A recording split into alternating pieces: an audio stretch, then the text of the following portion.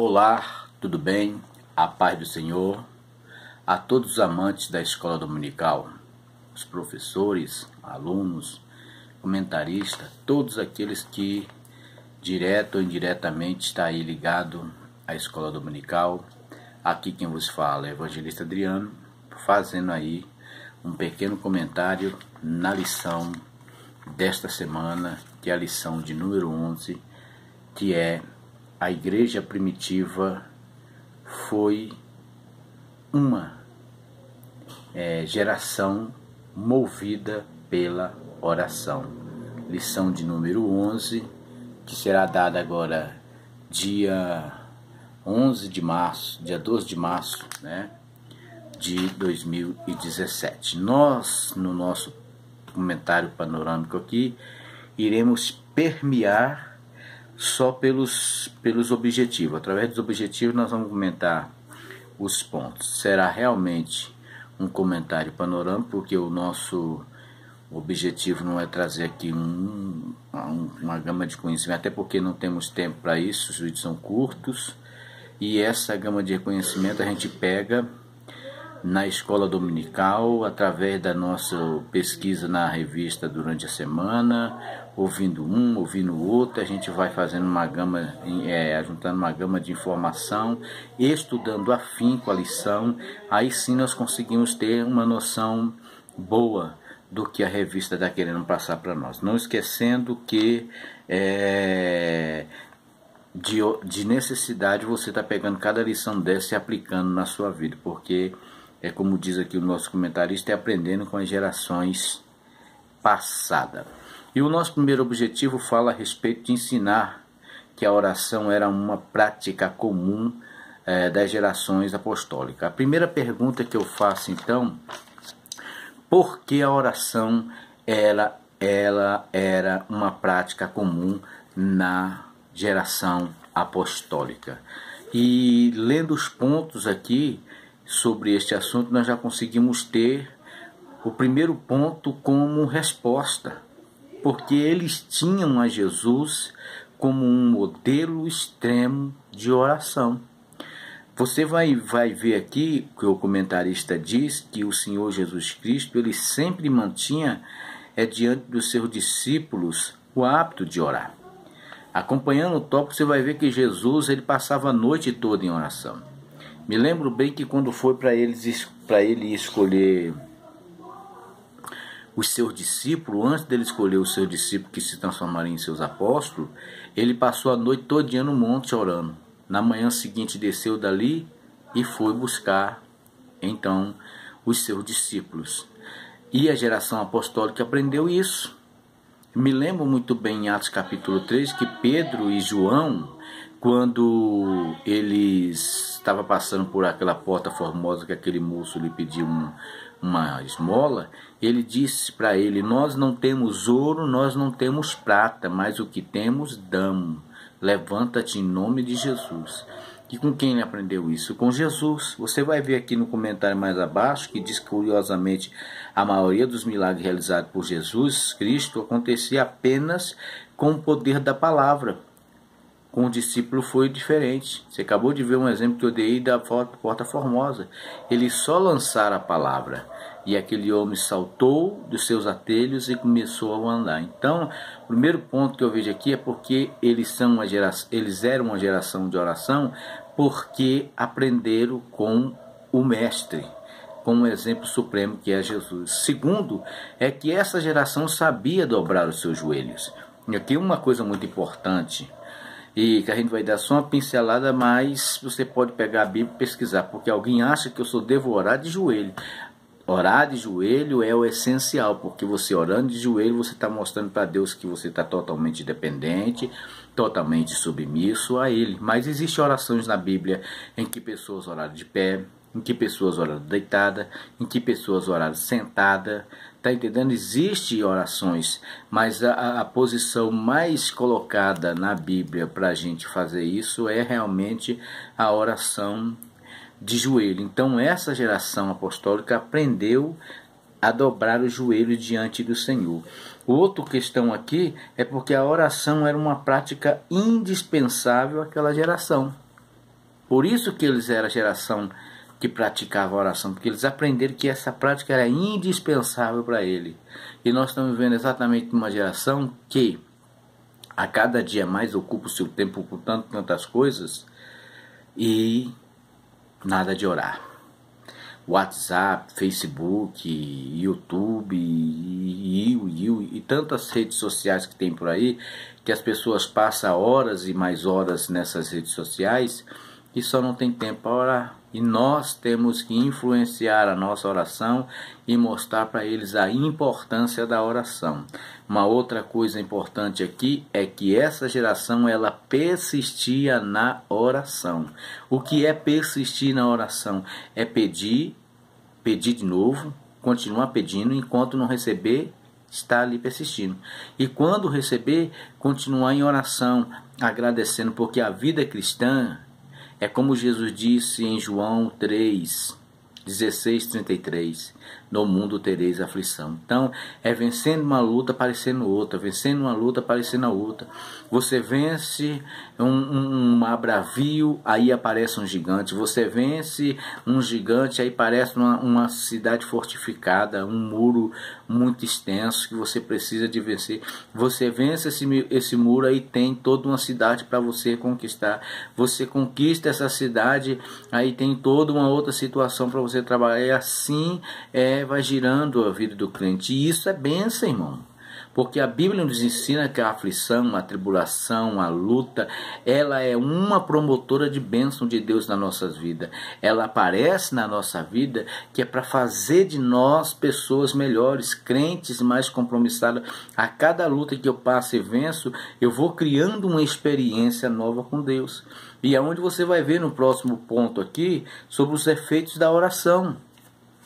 Que Pedro, através dessa experiência que ele viveu aqui com Deus, ele passou a ter uma experiência nova através dessa ação que ele passou aqui.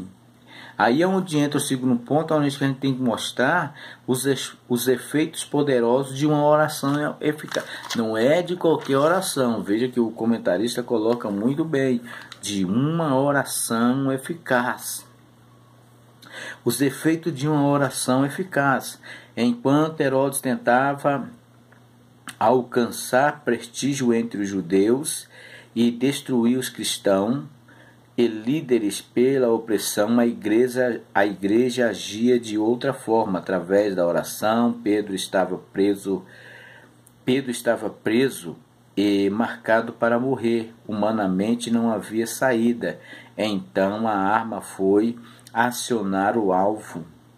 Então a arma foi acionada, o alvo atingido, e o Senhor enviou um poderoso anjo, a luz, a resplandecente luz que brilhou na prisão para Pedro. Aqui o nosso comentarista vai dizer que Pedro ele achava que aquilo não era real. Porém, a Bíblia diz que Pedro estava tendo uma visão, ele estava tendo aquilo ali como uma visão, como um sonho. Nossos comentários dizem assim: a geração cristã da era apostólica experimentou feitos grandiosos da parte de Deus. Pedro estava terrivelmente cercado, havia soldado por fora e por dentro da prisão. Dali ele seguiria para a morte, e a sua única esperança era um milagre. Enquanto Pedro estava preso, enquanto Herodes maquinava para no outro dia destruir com a vida dele, a igreja colocou o joelho no chão. E quando a igreja resolveu colocar o joelho no chão, Deus fez um anjo, Deus ordenou um anjo a ir até onde Pedro estava e tirar ele dali. É a mesma coisa que Daniel fazia. Abria a janela em direção a Jerusalém, 3 vezes ao dia orava. É a mesma coisa que Neemias fazia, a mesma coisa que Esdras fazia, a mesma coisa que Moisés fazia, que Josué fazia, que Davi fazia, que Abraão fazia. E assim nós vamos pegar na história da igreja e vai saber que sempre Deus teve remanescente na presença dele que pagava um preço de oração. E com o resultado da oração eles viam milagres tão poderosos quanto esse que Pedro vivenciou aqui. tão forte que eles não acreditaram, tá entendendo? Mesmo assim, Pedro não sabia o que estava acontecendo com ele, que ele era real. Ele acreditava ser uma visão. Mesmo assim, fez conforme a palavra do anjo e seguiu. Após ver a porta abrir-se automaticamente e estar fora do perigo, Pedro entendeu que Deus o havia livrado. Duas coisas devemos aqui destacar, entretanto: a entrada sobrenatural do anjo e a tranquilidade de Pedro. É algo extraordinário, irmão. Eu não vou nem entrar muito nesse ponto, porque nós, em cima dos púlpitos, quando estamos vendo alguém pregar, o que mais se destaca nesta passagem é a tranquilidade de Pedro. Tinha mais de uma dezena de soldados ali, quase 2 dezenas de soldados ali, guardando a ele para no outro dia levar ele para ser morto. E Pedro estava ali, tirou a capa, tirou uma outra vestimenta e estava ali deitado tranquilamente dormindo. Tanto é que ele achava que estava tendo uma visão, que o anjo veio: cinge-te aí, pega a tua capa e me segue. Tá entendendo? E Pedro estava ali tranquilo. O efeito da oração, então, de uma oração eficaz, provocar um milagre. Quando você ora, você provoca o milagre de Deus. Oração é um diálogo, aonde você conversa, alguém te ouve e te responde, não uma conversa monóloga, aonde só você fala e ninguém te ouve. Oração é a chave que abre as portas para se promover um milagre de Deus na nossa vida. Mas para isso precisa de ter essa confiança, essa certeza em que Pedro tinha de que Deus o livraria. Compreendendo os efeitos da oração, aquele grupo de cristãos, comparado ao poder de Herodes, parecia não possuir força alguma. Seu poderio bélico poderia massacrá-los após exterminar a sua liderança. Pedro estava preso por 2 correntes, 3 portas com um sentinela, e havia soldado ao seu lado para guardar, e mais de 17 do lado de fora. Então, humanamente falando, era impossível. Mas é como disse a rainha, eu vi alguém falar isso uma vez, a rainha da Inglaterra disse que ela tinha mais medo de um crente orando do que uma bomba atômica. E realmente, irmão, mexeu com o servo de Deus, e o servo de Deus botou o joelho no chão e começou a apresentar a Deus, está mexendo com Deus. Tudo tem que ser apresentado a Deus. O apóstolo Pedro mesmo diz na sua primeira epístola, capítulo 5, versículo 7, que nós temos que lançar tudo aos pés do Senhor, porque Ele tem cuidado de nós. Então, quando nós fazemos isso crendo, provoca-se realmente um milagre, acontece de maneira espontânea. Deus dá ordem aos seus anjos, ou Deus mesmo vem em nosso favor, mas a coisa acontece de forma extraordinária, e fica para nós, além do milagre, o quê? O que ficou para Pedro? Experiência. Eu tenho certeza que se você for parar para pensar, e for que nem eu, já tem alguns anos andando aos pés de Jesus, nós temos muito testemunho nessa área para contar de respostas de oração. E isso ficou com uma experiência para nós passar para outras pessoas, para que eles também cresçam de maneira poderosa no que Deus pode fazer. Pedro dormia e foi despertado pelo toque do anjo. Pode ser que, ainda meio sonolento, pensasse estar tendo uma visão, e por isso ficou atônito com espantosa intervenção divina. As algemas caíram e ele teve tempo de se vestir. Nenhum soldado o abordou. E assim o agir de Deus em nós liberta das algemas que nos prendem. Para muitos parece demorar, mas o Senhor age no tempo certo. Fechando esse ponto aqui, Deus ele é onisciente, Deus, ele é onipresente. Ele sabe de todas as coisas e está em todos os lugares. Então Deus sabe exatamente o que eu quero e a hora certa de dar. É aquela historinha do pai e do filho. Nenhum pai dá para o filho o que ele está pedindo assim. Ele vai analisar se realmente aquele filho tem necessidade daquilo naquele momento. Se não, ele vai esperar a hora certa para dar. Muito mais ainda Deus. Então Deus também nos testa no tempo. Está pedindo uma coisa e ele tem um tempo certo de entregar isso para nós. Então é bom que a gente vigie, fique na posição para não perder a bênção, sabendo que o tempo é de Deus e não nosso. E Ele, como um bom Pai, Ele vai dar o que nós estamos pedindo só na hora que Ele vê que realmente nós temos necessidade de tomar posse disso. E as experiências que ficam na nossa vida, querido, concernente às muitas bênçãos em que nós recebemos da parte de Deus, é algo extraordinário. Então aqui nós vemos os efeitos de uma poderosa oração eficaz. E o terceiro ponto fala sobre o expor que pode ocorrer quando oramos por algum impossível e não nos preparamos para o milagre. Foi o que você vê no texto. O povo ficou embabacado. A menina, quando ouviu bater na porta, que foi lá na porta e que ela ouviu que era a voz de Pedro, não foi tamanha a euforia, como diz aqui o nosso comentarista, que ela nem quis ir lá abrir a porta. Ela simplesmente correu e voltou lá para a sala. Vocês não acreditam que o Pedro está ali na porta batendo. E o povo que estava orando ficaram tão assim também que estava achando que a menina estava ficando doida. Só quando o Pedro insistiu em bater na porta é que eles foram lá abrir e viram realmente que foram Pedro. Começaram já a se alvoroçar e Pedro disse: ó, todo mundo em silêncio, vamos entrar para dentro. Entrando para dentro, Pedro foi contar a experiência que Deus tinha dado para ele. O apóstolo Paulo, em alguma parte da sua carta, que agora não me lembro, diz que Deus faz muito mais do que nós pedimos e esperamos. Foi o que Deus fez nesse caso. É o que Deus faz na vida da gente. Tem coisas que a gente pede para Deus, irmão, que a gente pensa que vai durar 1 mês, 2 meses, 3 meses, 1 ano, 2 anos. A gente pede num dia e no outro já acontece.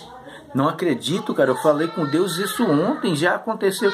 Essa semana mesmo nós vimos um testemunho na nossa igreja. A irmã pediu para Deus abrir a porta para o esposo dela, e na manhã seguinte Deus abriu as portas, e quando o esposo ligou, a irmã falou: mas meu amor, eu falei com Deus isso ontem. É assim que Deus nos surpreende. Surpreendeu este povo aqui, Ele também nos surpreende. E Ele nos surpreende sempre com a porta aberta. Seja em qual área for da nossa vida, Ele sempre nos surpreende. Então é preciso a gente expor o que ocorre, o que o poder ocorre quando oramos por algo impossível e não nos preparamos para receber.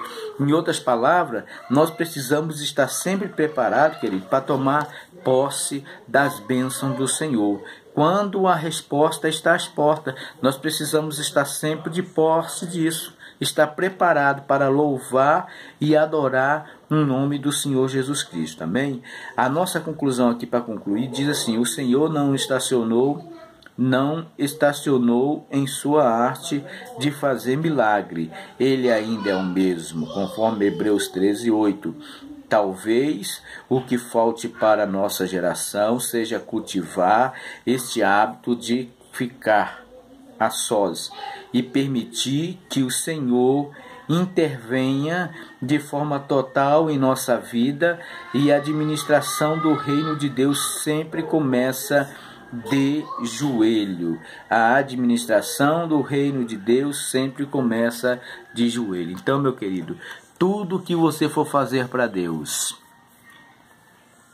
tudo que você for fazer na sua vida, sendo mais categórico, faça de joelho no chão, crendo que Deus vai te responder, mas esteja sempre preparado para uma resposta imediata, para um milagre imediato, porque o nosso Deus é um Deus que nos surpreende. Pai, eu quero te louvar e te agradecer por mais essa oportunidade que o Senhor me deu de estar comentando esse assunto, Que nessas singelas palavras, Pai, o Senhor possa falar de forma tremenda ao coração de cada irmão e de cada irmã, Pai, que estará recebendo esse comentário. Sê conosco, é o que eu te peço, ó Deus, em nome de Jesus. Que Deus em Cristo te abençoe. Amém?